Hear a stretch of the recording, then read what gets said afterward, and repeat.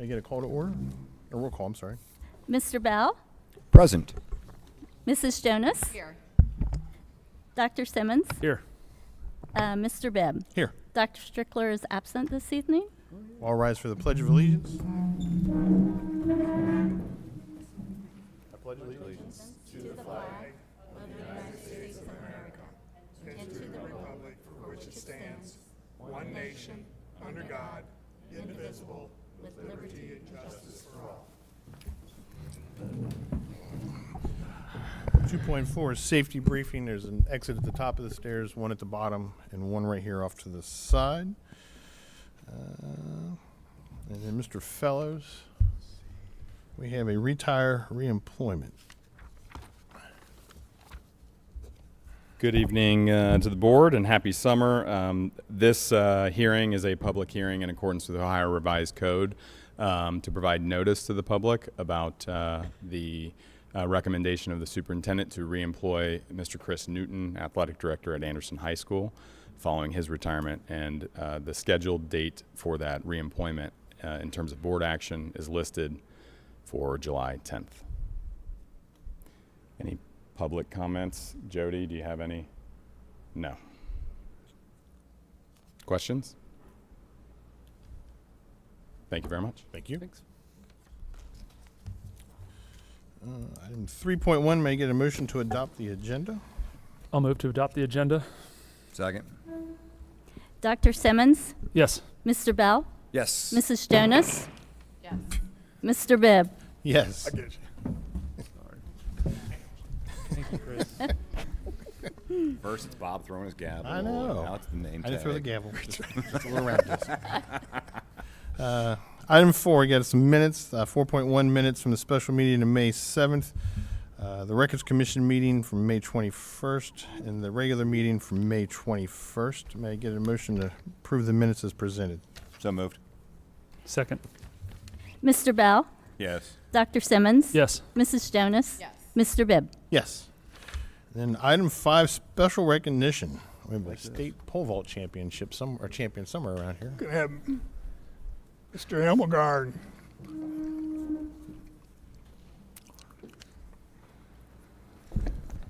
Hello to our school board members here and all of our esteemed central office bosses. I just wanted to share that I've had the great pleasure of watching Claire Isofano show up at Turpin as a 14-year-old pole vaulter who you could tell had a great passion for it. Work really, really hard. I mean, it's not easy to work hard, it's not easy to work on pole vault. You can't just take your pole and go out anywhere and do it. Like her and the support of her family have just dove into this sport and have embraced it. And last year, as a sophomore, she was a Division I state champion in pole vault and went 12 feet 4 inches. She came back this year as a junior and increased 1 foot, went 13 feet 4 inches, and was the Ohio State champion this year as well. Additionally, the state record is 13 feet 7 inches for females. So Got one more year. came that close at 13.8 a couple times, took 3 good shots at it, but made 13.4, was a state champion. And then just in the last week, she was at the Adidas National Championship meet in the Carolinas, I think North Carolina A&T, and she actually won that meet as well. Wow. And so, you know, if you're wondering when you look at our kids in the hallways and our kids in the districts, I mean, she works hard and she found this sport that she loves. She gets after it. She's got great support from her family, incredible supporters of the Spartans. And if you could just join me in congratulating Claire on this awesome run and her state championship. So, way to go.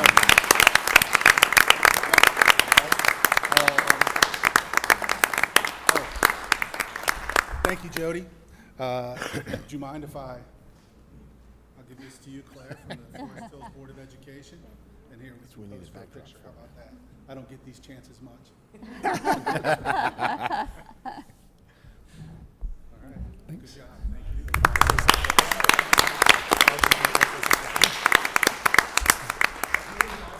Stay or leave. So I'm guessing. Leave. You don't have to. Yes, thank you Yeah. Real quick, I wanted to acknowledge Claire as well. I have the pleasure of being friends with the Isofano family, and went up last year to state and watched Claire win the state title. And the amount of work she puts in is incredible. I mean, more than just winning state. She's won 21 straight events, is undefeated in the last 2 years, holds the record for the Eastern Cincinnati Conference, the district, and the region. And I think it's just a credit to her and her family, as well as her coaches, Dennis Rucci, Nicole Gaskins, as well as athletic director. So, Claire, it's so awesome, and can't wait to see you set the state record next year. Congratulations.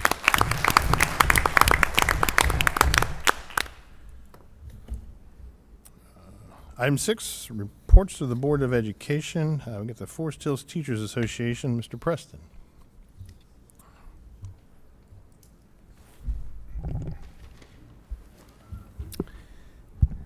Well, good evening, members of the board. As we prepare for the upcoming academic year, I'm going to take a brief moment to communicate the work done over the summer and the collaborative efforts that continue to support our educators and our students. First, teachers are participating in summer professional development workshops, focusing on a variety of topics: technology integration, AI literacy, and differentiated instruction, to name a few. We are excited for our staff to bring back valuable insights and tools to the district in order to support students excelling now and in the future. Second, FHTA leadership has maintained ongoing communication with district administration throughout this summer. Together, we have addressed mutual strategic priorities and discussed plans to help ensure a smooth transition back to school for both our students and our staff. Lastly, whether it's spending time with family, traveling, or catching up on their to-do list, our staff is recharging to be ready for our students this August. We are proud of the dedication shown by our teachers this summer and look forward to another successful 2025-2026 school year.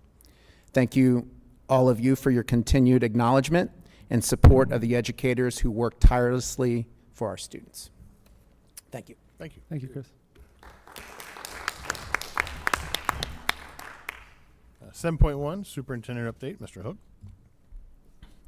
Thank you, Mr. Bibb, members of the board. You had a chance to meet Mr. Zach Larson a little bit earlier, but I do want to let you know that he'll be our recommendation to you later this evening as the next assistant principal at Maddox Elementary. Mr. Larson has worked the last 2 years as the assistant principal and preschool director at the Goshen Local School District. And prior to that, he's worked 7 years as a third grade teacher in the Milford School District. So recently has been actively involved as a member of the Ohio Association of Elementary School Administrators. So we're very excited to welcome him to Maddox Elementary. So welcome, Zach.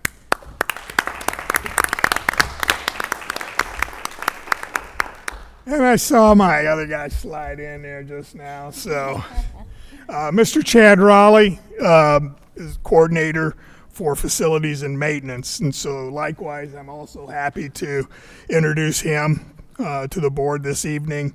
It's our recommendation that he'll be Larry Corley's replacement, who's leaving Forest Hill School District July 13. Chad brings valuable experience from his time as a construction superintendent with Monarch Construction, and where he was actually trained when Larry left Monarch. He came in, and so he trained him, so you get trained twice by him. So welcome aboard, and thank you very much. Waving at you, boys. Waving at you. Awesome. Before I really get started, too, I just wanted to real quickly update you on the selection of instructional material, just to kind of keep you up to speed of where we're at. We're tracking right on schedule in the alignment with what I shared with you prior to the May meeting. If you just to go back in April, mid-April, the district administration has engaged a group of all of our principals and separately some of our media specialists, just making sure and listening to them about how books get into our library. The selection process, the whole process. That's what I was most concerned about, is the process. As I'd mentioned way back then, that was in our administrative guidelines, which is how we fulfill board policy. So it's what we do at this level so that we're actually doing the right business that we should be. Realized, this thing hadn't been updated since about 2010, so very outdated. So that was the goal, was to, okay, let's get this thing so we're vetting things properly, taking care of business the way we should be, so it's not lighting on your table. And that's really what the goal of board policy anyway. End of April, we shared with our district leadership team a preliminary draft, just trying to work through, okay, what would it look like? How can we do it systematically, not be so cumbersome that it's just undoable? Because it's important, because when we went back and looked at some of those books, there's no documentation anything was done. So that's the biggest piece, is just making sure that we have a streamlined, proper vetting procedure. We also received feedback in May from our principals, our coordinators, district personnel, and I provided you guys with that initial draft.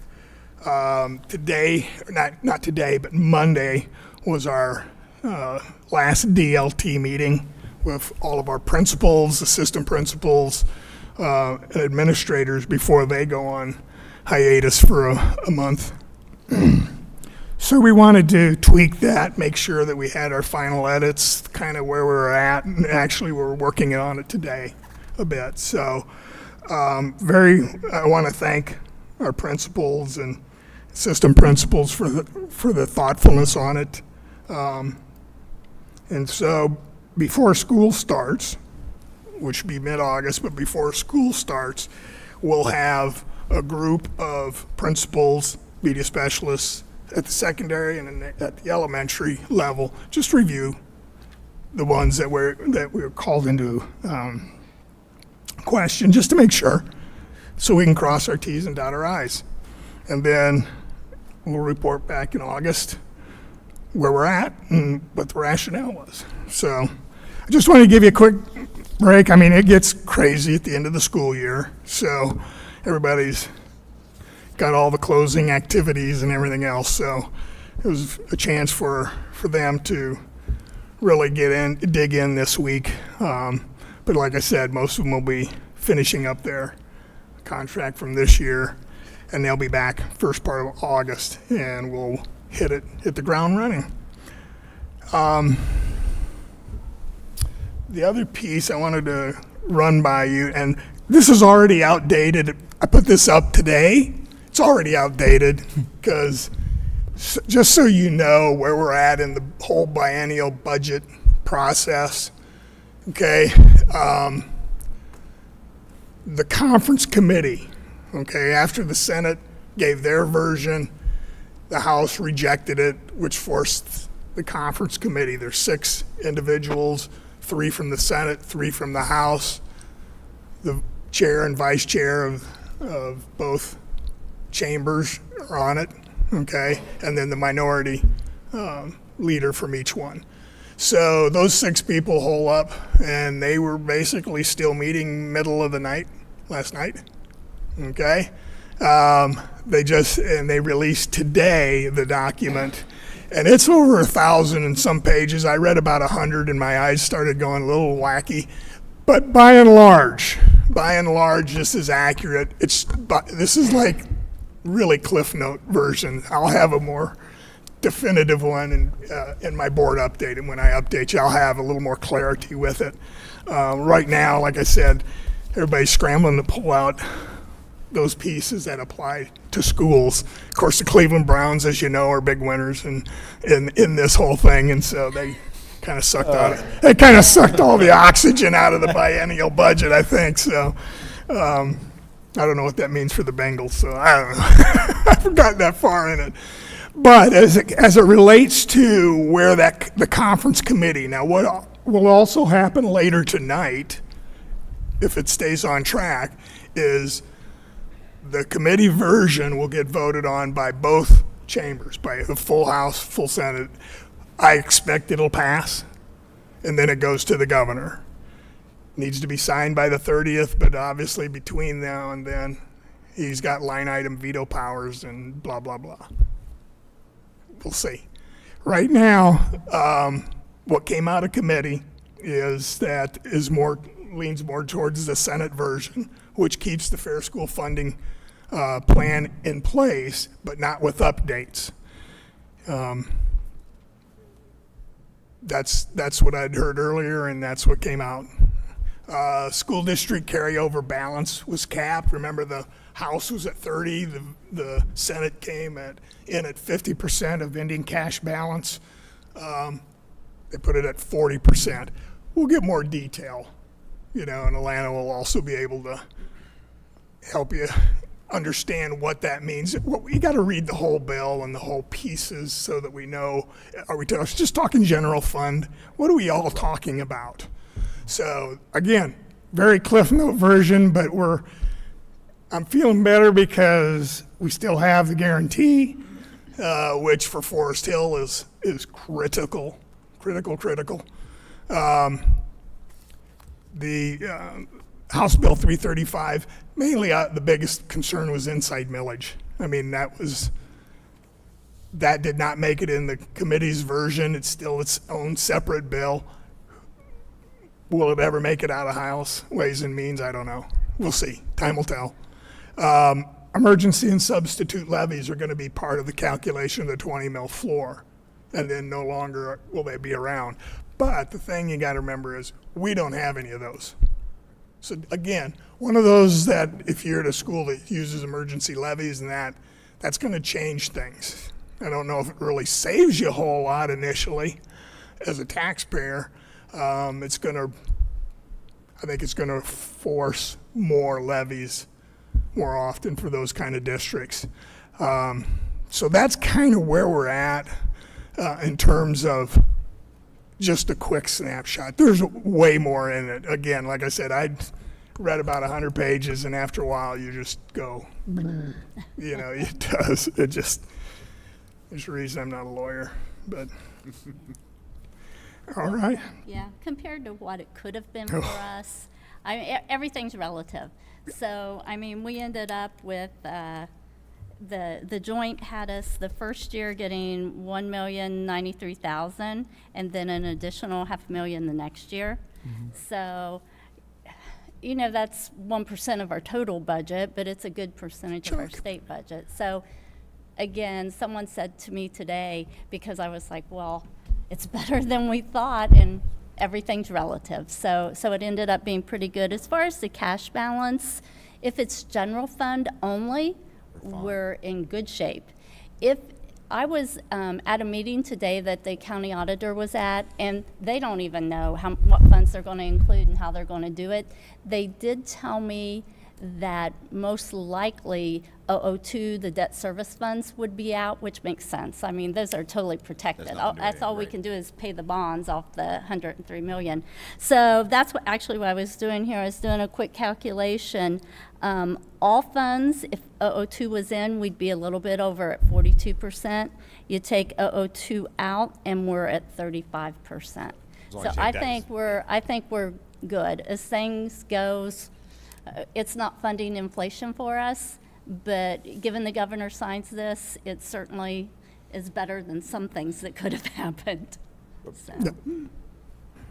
So stay tuned. Yeah. We should have a little bit more clarity in the morning and probably a little more in the next day or two. And hopefully we send out my board update, we'll have a little cleaner look at what it is. Okay. And there'll be more and more come out as we hear it. Like I said, it wasn't this. I'm still waiting on the actual Cliff Note versions that come from Columbus. I've already talked to some people, and so we're pretty close. real quick, we also heard, obviously, yesterday that the Franklin County Common Pleas Court Judge Page, in the first initial ruling on the Ohio Ed Choice Voucher Program, ruled it unconstitutional, but immediately stayed the order, meaning basically it continues to work and function until such time as it's appealed or to the next level. Both sides are expecting this to be a next appeal to the 10th District Court of Appeals and then to the Ohio Supreme Court. So there's a ways to go, but that's round one of 3 rounds. So just a quick update on that, and that's kind of new news as well that we're all following. And then real fast, just letting you know, there'll be more of that coming in later on in the meeting for approval. But just to let you know, Children's Hospital Medical Center is joining us for our secondary group of kids. Remember, we were having some issues with our former mental health partners, and just so we've been working with them for a couple of years trying to get that thing going. And so anyway, we've already got NECO in for our preschool. We're excited, preschool through 6th grade, and then our secondary will be Children's Medical Center, which we're excited about. And we'll still continue to work with Mind Peace. That's kind of our go-to group that evaluates our services to make sure that we're getting, the right people, the right supports in place and therapy. They're really hired by all the different organizations. That's how they make their money. We're not paying them anything, but they've been really a godsend for us, kind of wading through all the pieces of this puzzle. Because at the end of the day, we need that school therapy piece, and we need the ability for kids to get connected if they need to be connected. And these are all through parent referrals, teacher referrals, or student self-referral. So we're excited about that. We think that that's a positive one. And we'll hear a little bit more about that coming up. Real quickly, and again, I don't want to spend a great deal amount of time, but I do want you to realize I've got a little more information, and we'll send these out to you with some links. Again, my update, I'll push those out to you so you guys can access them in the relaxation of your home. But really the goal of our survey, the family survey, was really just to better understand and learn from our families, involving their experience, their actual experiences here, how they thought about it, what they thought about culture, the culture within the school, what it's like, how they felt. Key topic areas we put down into 3 categories: academics and educational experience, the family and school relationship, and school climate and safety. And that's really the things that I, just quick gloss. We had almost 500 responses. And if you can see by this diagram, they're really, from kindergarten through 12th grade, pretty consistent amount of numbers. The same with, across the board, light and preschool, and those beyond 12th grade, not as many, but I just thought that was interesting. I think that shows some validity in it. It's statistically valid. So it hits all those criteria. Some of the first pieces, oops, I went too fast. I'm generally, these are the questions, and there's 2 on each page. Just the general question on academics and educational experience. Generally happy with the educational experience, 94%.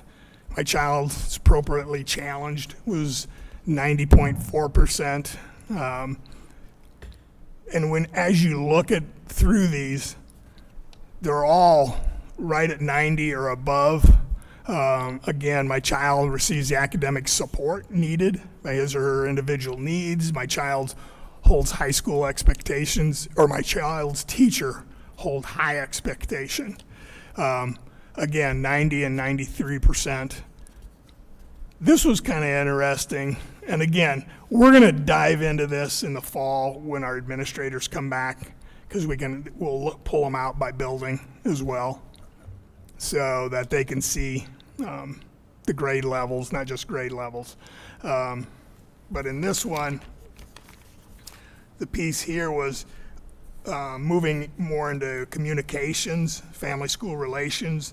I thought it was interesting. The two lowest preferred ways of communicating were virtually or on the phone. So email and face-to-face. That's how people like it. So again, 98% were happy. I thought it was just kind of an interesting statistic. And so we're going to use it and try to do more and more of that kind of thing. When I reached out to school staff with a question about my child, most of the time I receive a response quickly, within 2 days. Strong, very strong, and I just think and we push that. We want that to happen. There's nothing more important than your child, and so we want to be able to get to parents quickly. My child's school values the role I play in their education, 94%. Amazing. I think that's awesome.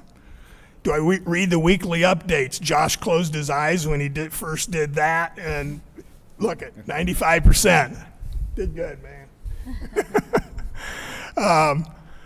Because sometimes we hear, gosh, I get stuff all the time. Well, not everybody reads the same thing. That's why we do it over different platforms. We try to hit as many people as we can. When a school communicates with me, it's easy for me to read and understand. That's important. Do you understand what the teacher's saying, what the educators are saying when they contact you? Again, we just keep moving. I'm invited to meetings so I can learn about what's going on in the school, parents' activities, PTOs. Again, strong connection between our families in the school, and that's exciting to see. Generally speaking, this is another one that makes you sit and you look at it a little bit and try to disseminate through it a bit. But regular updates from my teacher, still 82. Obviously, you always look for ways to improve, and so we'll break those down by individual buildings and grade levels, and so we'll be able to attack that. I'd like to receive more information about my child's school about the following topics, and this is kind of interesting. 63% services to support my child's learning and behavior needs and enhance his or her talents like tutoring, mentoring, camps, career exploration. 63.6%, 180 responses. Okay, so there's some things we can dig into, okay, just about what I can do at home, to help improve my child, advance his or her learning. So those are some key pieces of information for us that I think that we can learn from. Child development, 19%. You can see the top two, and then you can see the clusters, but they're still important pieces. So those are things you want to pull in and try to, okay, how do we improve that component? So again, we're digging into it. We'll dig into it a little bit more. A few of us will be anyway this month, and then we'll bring it. This will come in towards in the fall, on August 1st, when our administrators come in, we'll dive into this during our administrative meetings so we can really try to attack the school year. Right now, we just want to let them rest a little bit. let them catch their breath. Safety and culture, school culture. Does the school help my child feel comfortable? Okay, especially when he moves from one grade to the next. 92%, really important. You know, what I want to do is again, look real close. How about from high school, from junior high to high school? How about from elementary into the junior high? We always are looking to bridge that gap because those are the two big bridges that you got to be able to try to make it as comfortable for our kids. And I think our administrators the last couple of years have done just a fantastic job helping our kids. We really try to, that's important. That's really important. Friendly environment, students and parents, 93% yes. Is it a safe place to learn? 95% agree or strongly agree. Doesn't mean there's not room for improvement. There's always room for improvement, but those are just some real key pieces. I'll forward that to you so you can dive in and get if you're a data person and like looking at it, you can dig in, and if you're tired, can't fall asleep one night, maybe you'll want to pull up that and start looking at data. So with that, I just want to transition real quick into summer projects. It's wild. I mean, it's neat to see, and I'm so grateful to our community when we passed the levy, especially with the combination levy that allowed us to actually start to repair buildings that needed the repair. You know, after this year, partway through next year, we'll be pretty close to being complete in terms of getting the envelopes of our buildings secured, okay? Certainly some chillers and boiler replacements this summer are also on there, but I think what happens then is we start the slow transition to do more preventative maintenance, which is always the goal. If we can get to that point, you know, we'll be great. We'll get our roofs, all of our roofs under warranty. That's important. So right now we're in about five buildings right now, doing roof work, asphalt work. So we're really humming around on that stuff. Transportation, we're in the midst of switching to a new system. It will help us improve our routing, our GPS services. The one that we had was really kind of, I don't want to say dying, but they weren't doing updates, and that becomes, in the tech world, that's dying, I guess. So TransFinder will be the new one, and it is robust. The nice thing is we will have turn-by-turn instructions, kind of like what you have in your car when you hit, you know, your GPS and you put it in. We'll be able to, from our bus depot, be able to real time change a route if we need to. If we find out there's an accident on a particular place and we got to get around it, instead of going, hey, on the radio, there's something's not right here, we get that information, we can adjust that.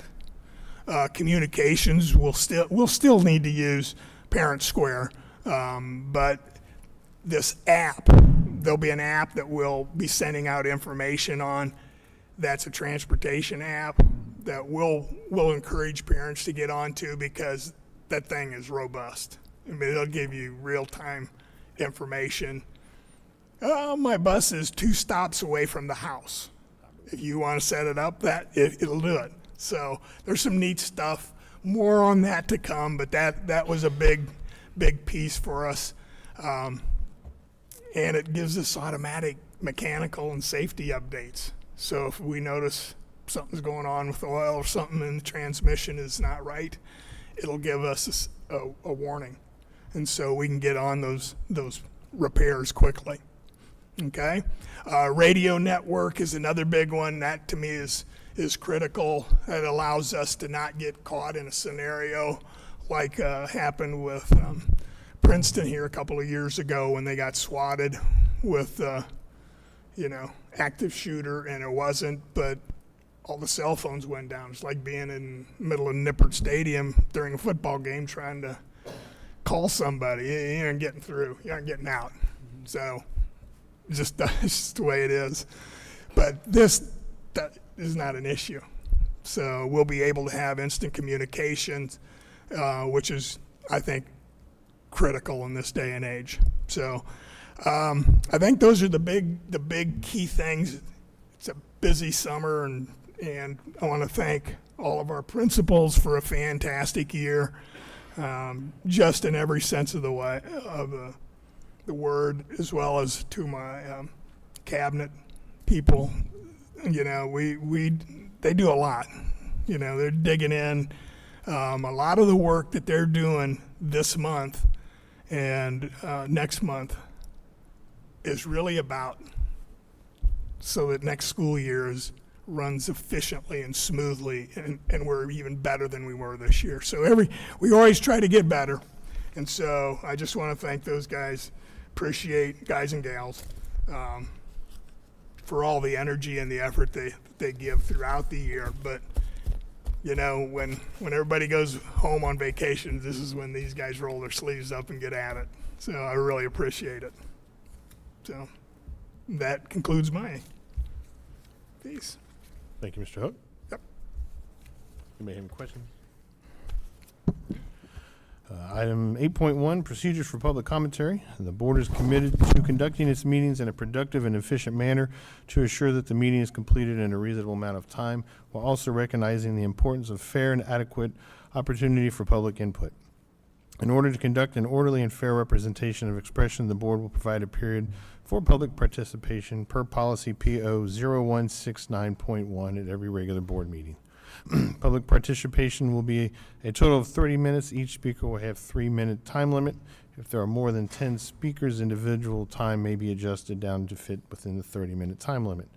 The board does not discriminate based on the individual content of the speech or viewpoint of the speaker.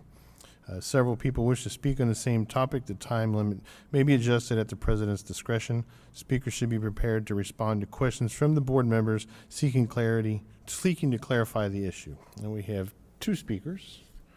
First up is Mr. Sean Martin.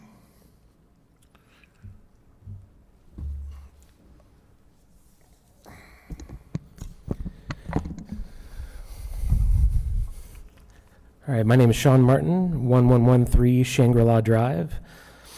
Good evening, esteemed members of the school board. A couple months ago, folks spoke about the dangers of a specific book. I come before you tonight in complete agreement with the brave citizens who are standing up to protect our children from the insidious dangers lurking within our public school libraries. It's high time we take a firm stand against literature that portrays in a way that might cause students to think, feel, or, heaven forbid, relate to the human condition. That is why I, too, support the banning of Perks of Being a Wallflower. After all, no teenager should be exposed to a story about being a teenager. But friends, why stop there? If we truly want to protect fragile innocence of our youth, we must confront the root of the problem. I am, of course, talking about the most dangerous book of them all, the dictionary. Have you seen what's in this so-called reference book? It's a smorgasbord of filth and corruption. Just open any page, and you'll find words no children should ever encounter. Sex, right there between sewage and shabby. Anarchist, communism, moist. Need I go on? Buttocks. I mean, what are we teaching our children? And don't even get me started on intercourse. Sure, the dictionary tries to trick us by including the conversation definition, but we know they're up to some linguistic grooming. We must purge this moral Trojan horse from our libraries. Better yet, we should replace all dictionaries with approved word lists that contain only safe, wholesome vocabulary such as flag, obedience, and applesauce. In conclusion, if we're going to ban books that reflect the messy, uncomfortable truths about growing up, let's not forget the original offender, the dictionary. Ban it, burn it, bury it, under a mound of decency and double-spaced book reports. Thank you for your time, and may we all bask in the sterile glow of censorship. Up next, Natalie Hastings.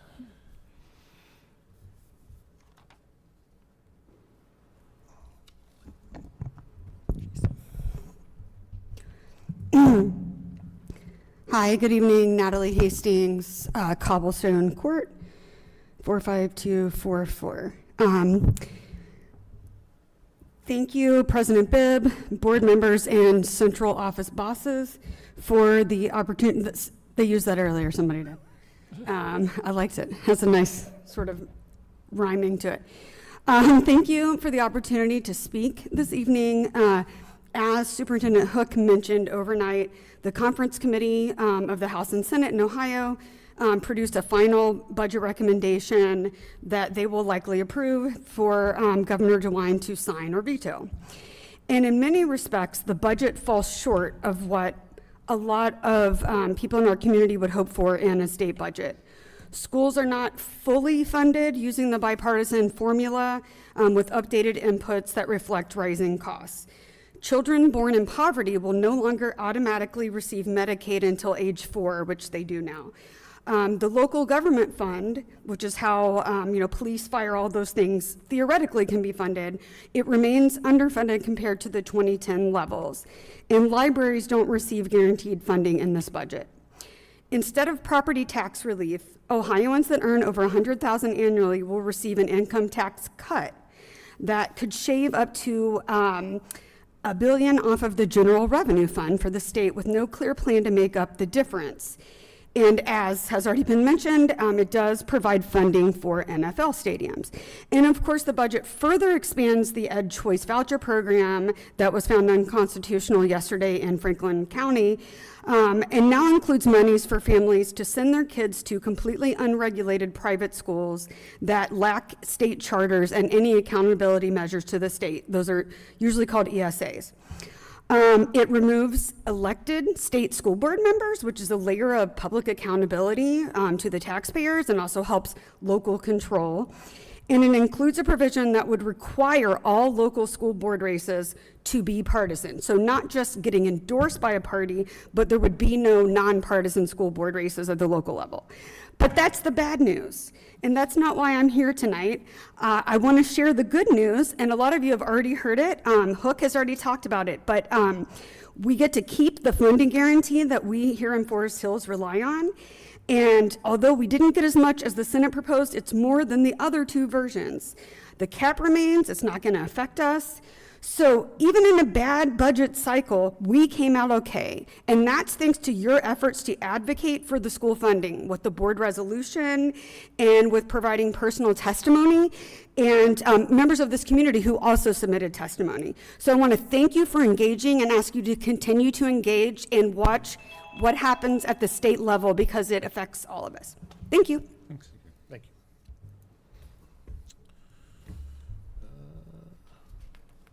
Item 9, Human Resources, Mr. Fellows. Welcome back. Good to be back. Straightforward report this evening, and I know we'll be meeting in about 15 days for the July 10th meeting as well. Hoping to wrap up all of our hires for next school year. We're in a really, really good spot, really in most areas, certainly on the certified and the administrator side. We do still have one vacant administrative position, that is the assistant principal position at Summit Elementary following Matt's resignation and his transition to Reading as the associate principal over there. Wish him the best. That is still out there, although we are actively in the process right now and are narrowing our focus to a couple candidates. But aside from that, we have been busy in the department over the last 6 weeks or so, bringing in between certified and classified, or certified administrative folks, about 32 new hires into positions. And so I want to thank our principals again, our coordinators and directors for their work on all of that. In terms of the HR report, You see item A, a couple retirements here, and would like to wish Stacy Bailey all the best as she enters into or prepares for retirement in September, as well as Doug Davis as Wilson teacher. Both of them kind of made a late decision to retire, and so they didn't get quite the fanfare that maybe the other retirees might have gotten. They didn't get the invite to the Forest Hills 5K, but we certainly wish them the best and thank them for their dedication and years of service to the school district. Jumping down to item C under appointments, I would also, in addition to the two administrators that are new to the organization that Mr. Hook introduced earlier, Mr. Larson coming from Goshen to Maddox, and Mr. Raleigh coming in for Larry's position. I would also acknowledge Mr. Jamie Roth back there.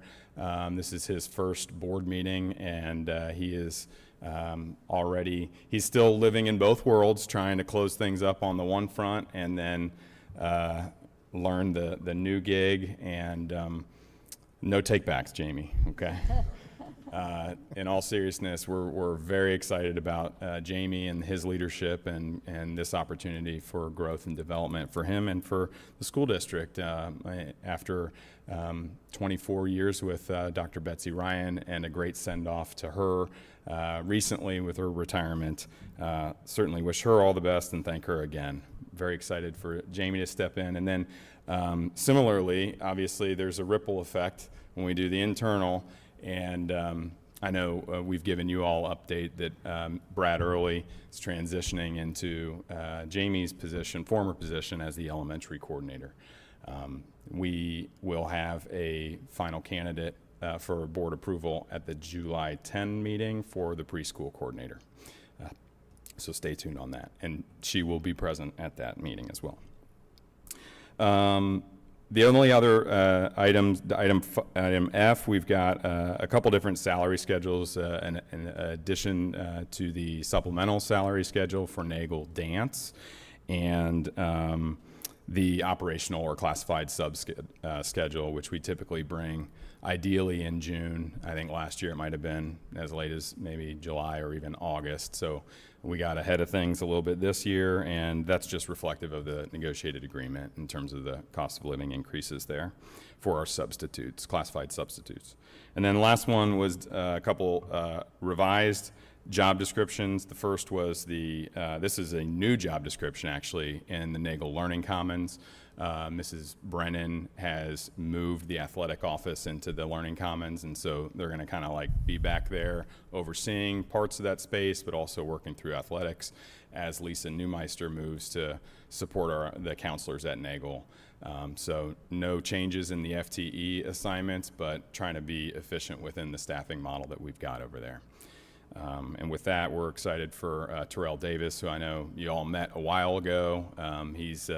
He's eager to get after it, and we're excited to have him. And they're currently in that final stage of the identifying a candidate for that admin assistant position.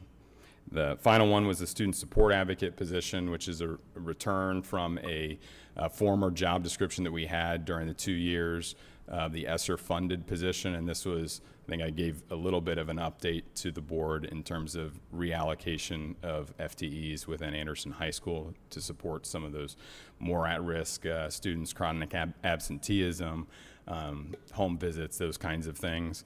That's that position. Questions? Rob, thank you for this. Mm-hmm. Any update on the bus driver numbers? I know we were having the bus driver fair. John just shared yesterday that 3 or so? Where we are, we did our Come Driver Plus event. I didn't go. Overall volume of people was not great, but we actually have 4 people in the pipeline from it. Oh, good. So everything's moving forward. They seem to be anxious to be getting trained, so we'll start working the process. So I think the last month, John, it was like 7 or so was what Richard was really ideally striving towards. So we're probably about half that at this point. Was that included the one that just retired, or is that extra? Oh, man. Yeah. Forgot. Bob. Yeah, thanks. Bring reality to this. We world. are actually looking to do a Saturday event, some Saturday events too. so. Okay. When can I drive around the district? In a school bus? After a bus training, Wait, on the bus or driving the I bus? need to drive this bus on the roads. do A anything little bit of a once. process before we let you do that. Any other questions? Thank you. And with that, and I just as a reminder, this does start this evening's consent agenda. Thank you. Thank you. Thanks, Rob. Item 10, business operations. Mr. Heckert.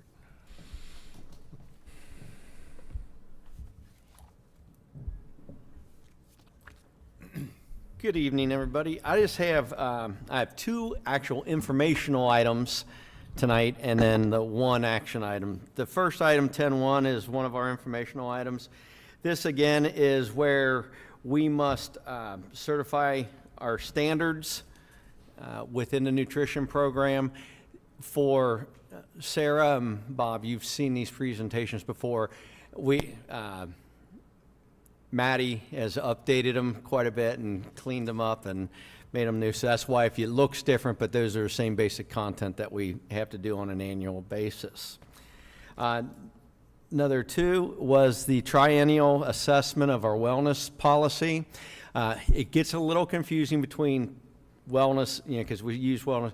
This is the nutritional wellness and how we can incorporate that into the system. And so this is a triennial assessment of the wellness policy. If you did not get a chance, I'm going to turn this off somehow. If you did not get a chance to go through the PowerPoint yet, please do. Maddie did a real nice job with it and really explains nice and clean the process. And then item number 3, and this is an action item. This is not just the adding of the impracticals like we've done, just adding students to the new schools.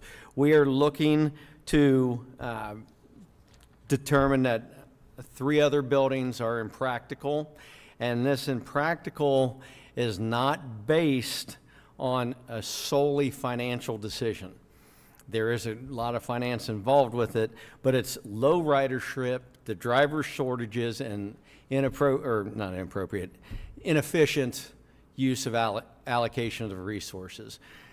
We're doing 2 buses for less than 10 students, many times out of the year, multiple times, even a week, they come home empty because the students choose not to ride home, stuff like that. So we're sending these buses, and we can do a whole lot with these buses and routes to take care of mass populations, get them with buses of 50 and 60 students. And so that is why we're declaring these 3 schools impractical. And the schools are Seven Hills, then we have Mercy and Good Shepherd, and then Mercy Montessori.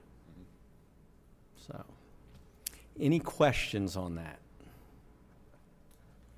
Okay, awesome. With that said, I respectfully request that the board approve item 10.3 as part of the consent agenda. Thank you. Teaching and learning.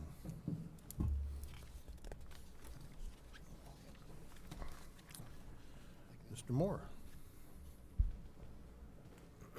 Good evening, everyone. The first item I would like to discuss with you guys is having the board approve the cooperative agreement and the resolution with the Board of Township Trustees of Anderson Township in Hamilton County for our second resource officer. I believe that to only have one resource officer with the large district of our size, it'd be pretty tough. So having the 2 guys is of benefit. So that is the first thing I'm recommending. The second one, 11.2, as Mr. Hook talked about, is our new partnership with Children's in our secondary classrooms, our secondary buildings. This is also, just like NECO, coming to us at no cost. So we are going to be saving some money in that realm. I do anticipate, just as Child Focus has been great with the transition of Child Focus candidates to NECO, I'm anticipating the same thing happening with Children's. We are already in a position with some of our buildings, up to 20 families have already transitioned from Child Focus to NECO. So I do anticipate Child Focus still being a good partner with us until their contract expires on July 31st. But effective August 1, we will have Children's. I already have some requests from families wanting to already start that. And we have to pump the brakes a little bit until we have board approval, as well as honoring the contract that we have with NECO already. So I'm anticipating this being a great switch for us. Any questions about that? Yes. With Child Focus, we had mental health therapists in the schools Yes. that Child Focus provided. But in reading this agreement, it doesn't seem like Cincinnati Children's is providing mental health therapists in the schools. Is that right? No, they are. They are? Yes. Did I miss that? Okay. And it's open referral, Yes. but it also says with payment that it's billing through insurance. So like we're not being charged anything. Correct. And again, I've had this question before, Oh, no but worries. like how are we making sure that people that don't have insurance or don't have mental health coverage in their insurance have access to these services? Yeah, so we also asked that question of Children's. They have resources that they're able to point families to, public resources to go out and get additional help. We've also, as a district, been able to provide, through some grants and some benefactors, been able to help support families as well, so that the children who need those mental health services are able to get it. And Children's has said that they have a wide variety of resources to help families out with those situations. So finances won't be a barrier to any families. Should needing not this. be. Okay. No. All right, the third thing, the third thing I want to bring to you is the handbooks. The biggest change in the handbooks this year is the code of conduct. If you are familiar with our code of conduct that we've had beforehand, it's been a list of about 70 infractions, and it pretty much is a list. What we've done is, with a committee of assistant principals, school psychs, counselors, as well as teachers, started taking a look at some samples of some other code of conducts in neighboring districts, just kind of taking a look at what do we have, what do they have. And so through a lot of work and a lot of meetings back and forth and editing, and we decided to break the code of conduct into tiers, tier 100, tier 200, 300, 400. And what it does is it allows a lot more transparency for parents, students, teachers, and administrators to take a look at it and say, if I do a benign code violation at the 100 level, here's what I could potentially get. Like, here's what could happen. At a 400 level, it allows the parents and the teachers to know, again, what type of discipline could my child be facing.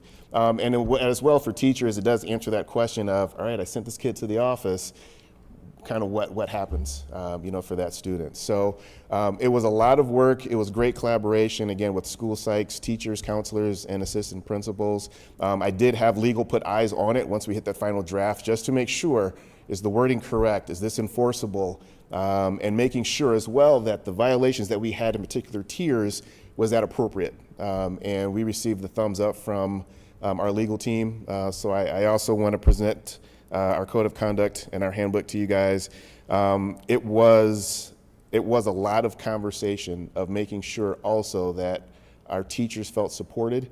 We wanted to make sure also, taking a look at some of the historic violations that we've had before. Do our codes need to be updated? Do our codes need to be reworded? And are there some things that, through conversations with other districts, what are some things to come? Unfortunately, some other districts have dealt with other situations that we didn't have a code for.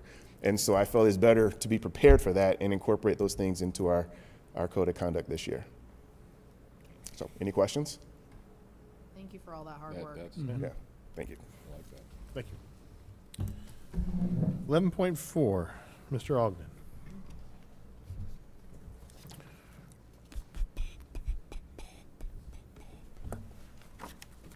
Good evening, everybody. It's good to see you. I'm putting forward, as part of my portion of the consent agenda, the MOU with Great Oaks for a couple of programs that we have historically had within the school district, specifically our DECA program and our TPA program, and that is our Teacher Preparatory Academy.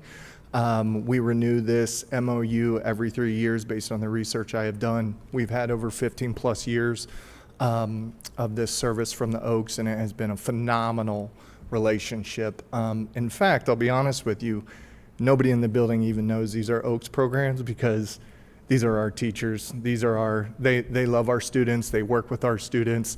It is really a great relationship that we've been able to foster, again, for quite a while. Any questions? My only question is, DECA is only available at Anderson. Do you have any Turpin students reaching out wanting to be a part of DECA? No, so I did a little, that's a great question because that was the first question that I had.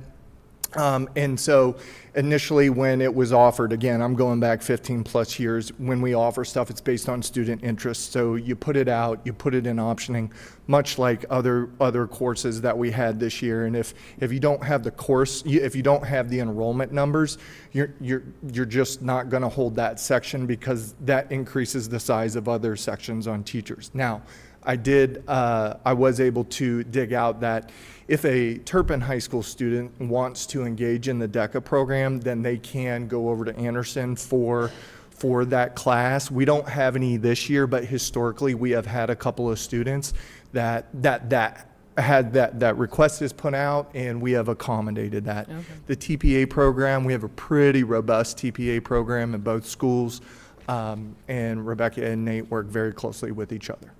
All right, thank you. Yes, absolutely. Thank you so much. Thank you. 11.5, Ms. Tinsley.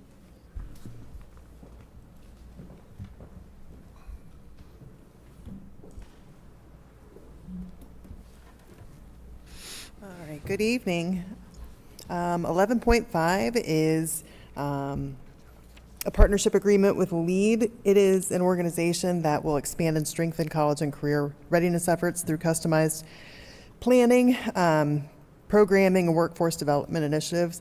They will help connect us within their organization to over 700 companies that could potentially be folks who can help support with internships, pre-apprenticeships, apprenticeships, and they will also provide access to career panelists, guest speakers, and just offering technical support as we work around requirements from DO to support workforce, college, career, military readiness.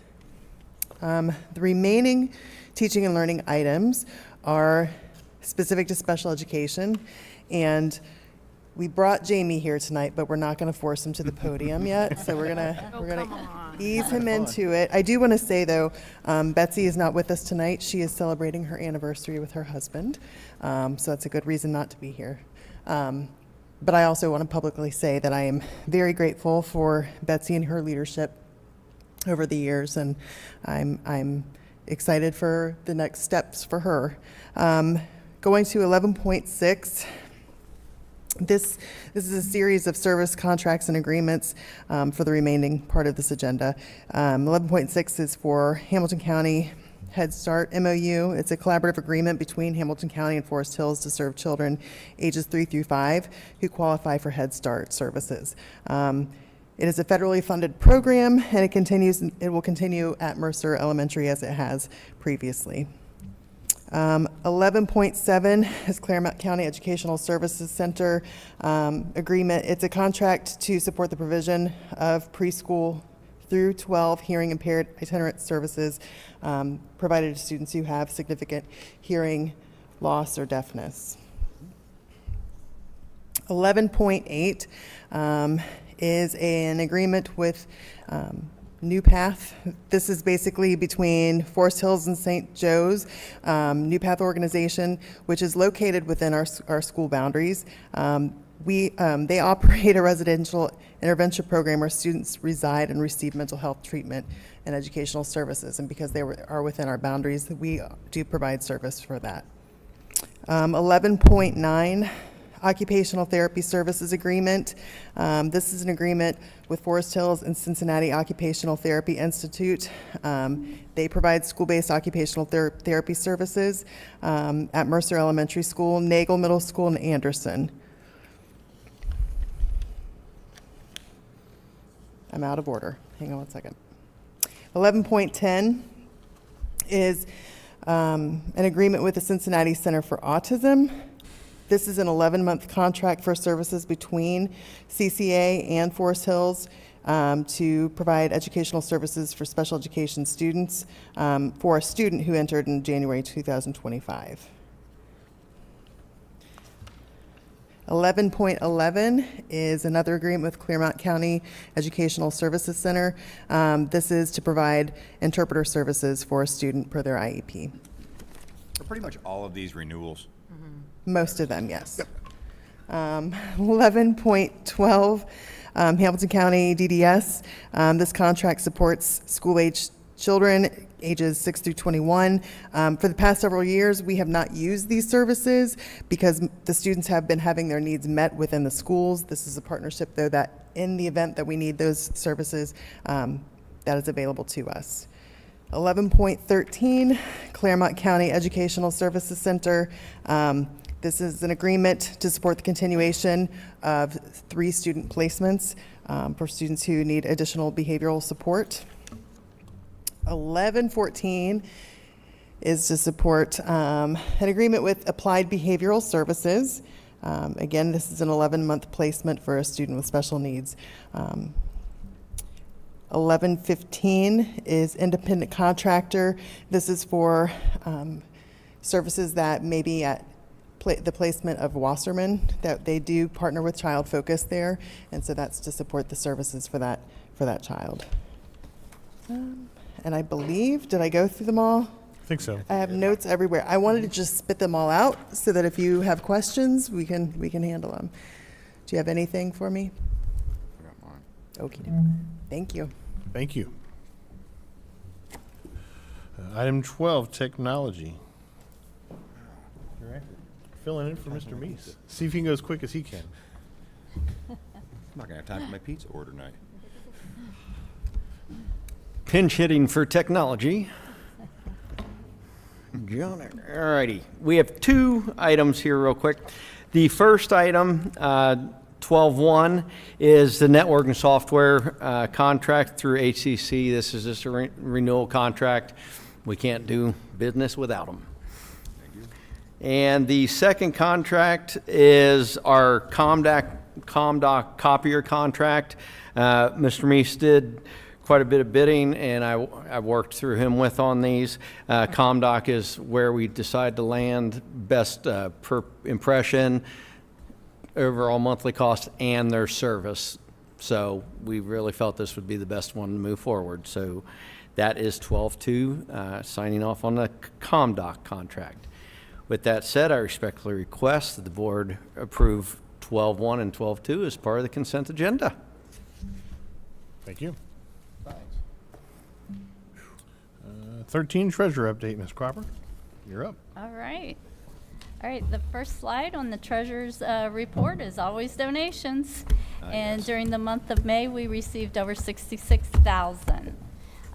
Which brings our total donations at May 31st to a little over $500,000. So again, very, very grateful.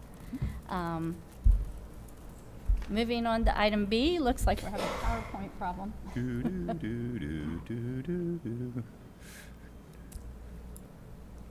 Mine's so slow. Uh-oh. Mine is slow. I can't get it. Not working? Interpretive. Oh, there it goes. Hey. Can't read that. All right, and this is even a new slide this month. This is the May forecast that you just passed last month, so the slide actually changed. Just to remind you what our target revenues and expenditures are, we include this forecast.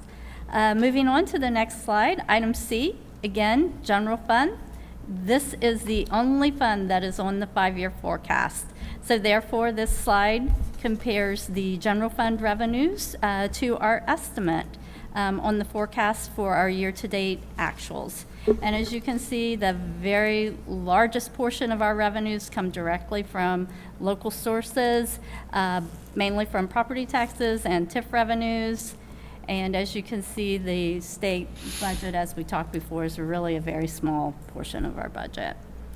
At the end of May, the district has actually received 99% of the revenues we expect to receive for our fiscal year 25. And June is a typical very low cash flow month, with the state revenues of being $1.6 million being the only material revenues that we expect to receive in June. Next slide, item D. presents the general fund, again, 5-year forecast fund. Expenditures compares the expenditure estimate to year-to-date actual. And as you can see, with 92% of our fiscal year complete at the end of May, we have spent 89% of our estimate. So at the end of May, we were right where we would expect to be. Moving on to item E, this presents the cash activity in, again, only the general fund, the 5-year forecast fund. The balance at the beginning of the year, July 1, 2024, was $23.3 million, and after adding revenues and expenditures to date, our cash balance at the end of May stands at $39.3 million. Or to put it another way, we have enough cash to operate the district for 141 days, and after encumbrances, our unencumbered cash was $35.7 million, leaving 128 days of unreserved cash to operate the district. Moving on to the next item, which is the Permanent Improvement Fund, and this is only one cost center within the Permanent Improvement Fund. This is the main cost center. This item F, the first slide of item F, tracks the financial activity in that fund. Moving on to the second slide, we still have summer projects. We've got one encumbrance out there that we still are waiting on an invoice. John and his team have signed off. We're happy with the work, but we don't pay without an invoice, so we're still waiting on that invoice. After that, this slide will go. Moving on to the next slide, this is our summer 2025 projects. And you can see here the description of the projects as well as where we are in terms of financial activity within those projects. So at the end of the day, we have already expended $239,000 for our summer of 25 projects, and we have another over $4 million encumbered. So moving right along there. Item G presents the investment income to date at the end of May. And as you can see, investment earnings are still strong, coming in fairly strong. Moving on to item H, the May bank reconciliation as well as investment balances at the end of the month. Item I presents the transfer that we talked about when I presented the 5-year forecast last month. The state auditor does require that it's a separate approval item. So even though you approve the forecast, I have to bring it back to you as a separate item. Moving on to item J. This is an annual request for board approval. Per board policy, we always set our mileage rate at July 1, and we set it to what the IRS rate is at that time. So it is currently 70 cents per mile, and that is an increase of 3% over last year's rate of 67 cents per mile. Moving on to the next item again. This is an annual item. This sets the board service fund to appropriate $14,000 for the payment of expenses incurred in the performance of the board's duties, and as well as any seminars or travel or conferences that you would like to go to. Pizza. That's for all of you. Does this include pizza for the 4-hour board meetings? 4 hours. Good. All right. Now to the fun stuff. We're closing one year and opening another one. So items L and M present the final appropriations for fiscal year 25. As is common practice in school accounting, 2025 appropriations are reduced to actual expenditures plus encumbrance because that's the compliance limit that's set by the state. And to make sure you're in compliance, it's easier to push a button on the software to set the budget and make sure you're in compliance. So all the reductions that you see in item M are just the return of appropriations to the cash balance, and they will be available for appropriations in our upcoming fiscal year 26. So while we're closing 1 year, the next item, item N, opens up fiscal year 2026. And typically what we do is we set appropriations at 30%, a little bit of variations if we're aware of what we actually need to spend over the next 3 months. But this gives us temporary appropriations for the next 3 months while the district finalizes contracts, staffing, budgets, and things like that.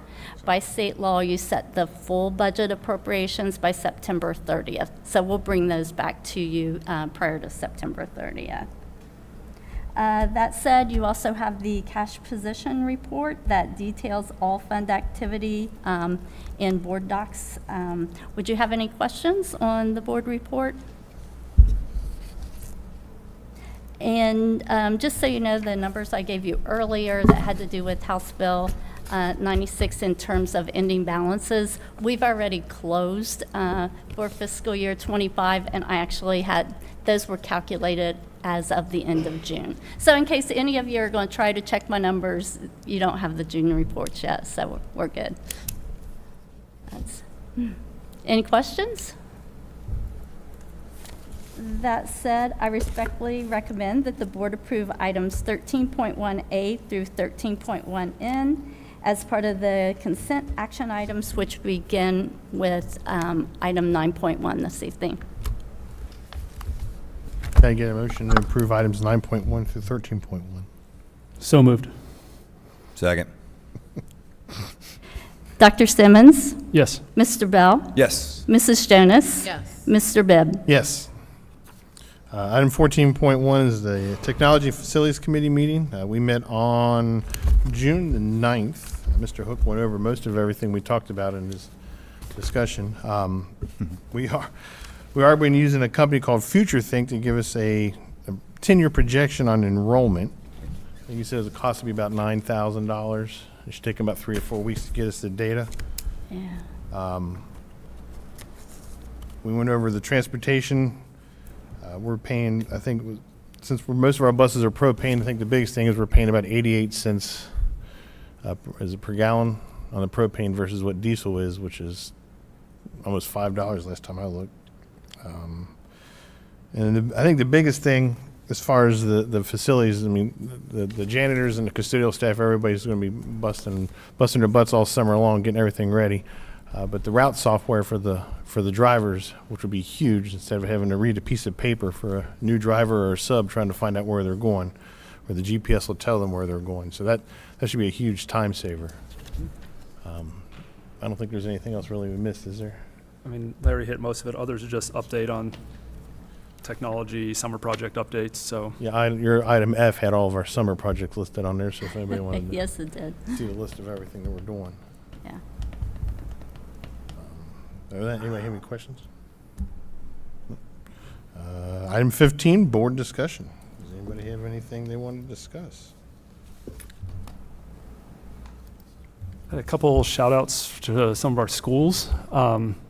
At Anderson, the student newspaper, the Raptor Report, submitted for statewide awards and was ranked a top 5 high school student newspaper in the state of Ohio. It's one of only 3 schools in the state that rank in the top 10 for both the print and website version of its newspaper.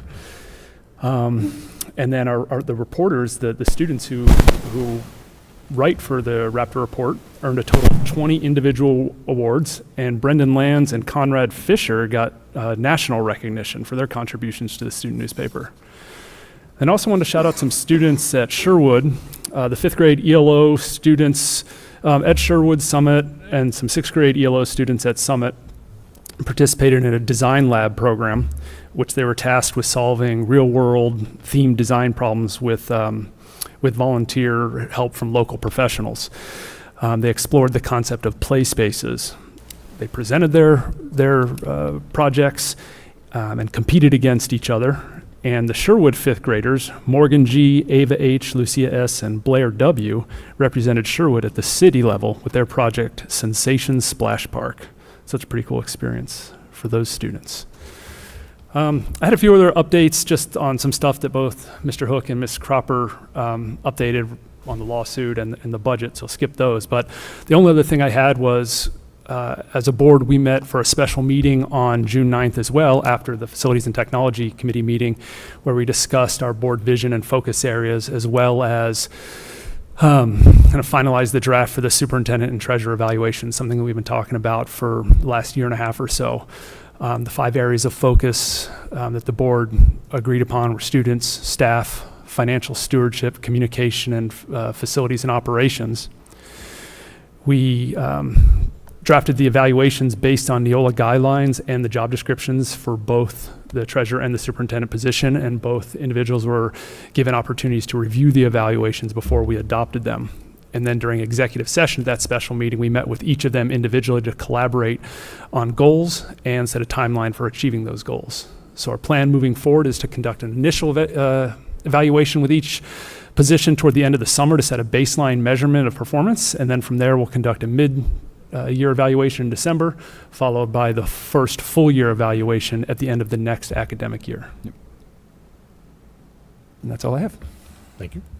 I had a question about those evaluations that we're going to do at the end of the month. Do we have I emailed Wendy, but I haven't heard from her. Do we have final copies of those? So like we're all working off the same document? Because it's just in a she was Word. working on them. All I have I don't still think is we do have them yet, but Okay, Yeah. because it's going to be in a month to yeah, have are we, it done. what is it, are we meeting July 30th or July 29th, something like that? Yep. Yeah, all I have still is the shared doc that we were working That's on. okay. Yep. I just wanted to make sure. And is somebody going to volunteer for the parade? Did you get somebody assigned? Somebody's assigned. Okay. Who's doing it? Me. Oh, okay. Self-assignment. I'll be making sure I order a pizza for you. It'd be too hot. I just do water. Yeah. Ice cream. He'll be right by with roses. There you go. He's perfect. You gonna run it? You gonna run in the Bolt? No. Unless somebody's chasing me, no. It is. Just real quick, just to make sure the public's aware of this, as part of our meeting on June 9th, our special meeting, we are working on, as a result of working on the evaluations, we're working on ultimately creating on our website, the Forest Hills website, kind of a 1, 2, 3-page summary so that everybody in the district and all interested parties have access to financial data, employment data, not employee pay scales or anything like it, but employment data as far as people, how many people are working in different buildings, and what our projections are, and historically what have gone on as far as students.